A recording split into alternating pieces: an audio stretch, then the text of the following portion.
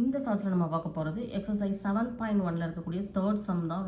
ரொம்ப ஈஸியான சம். இதில் என்ன கொடுத்துருக்காங்கன்னா எக்ஸ்டர்னல் ரேடியஸும் லென்த் ஆஃப் த ஹாலோ உடன் லாக், இந்த உடன் லாகோட டோட்டல் ஹைட்டும் கொடுத்துருக்காங்க.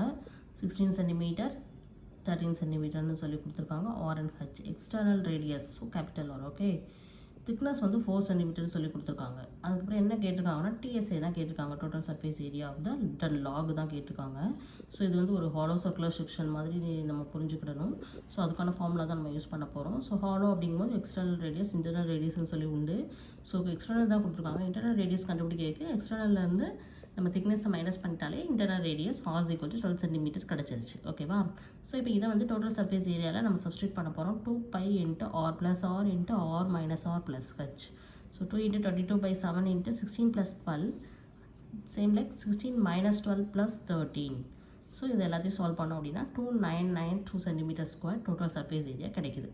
ஸோ இதே மாதிரி சம் பார்க்கணும் அப்படின்னா மேக்ஸ் டியூப் சேனலை சப்ஸ்கிரைப் பண்ணி வச்சுக்கோங்க. 10th மேக்ஸ் சமச்சீர் எவ்வளோ எக்ஸசைஸில் உள்ள சம்மும் டீட்டெயிலாக பார்க்கலாம். Okay, thank you.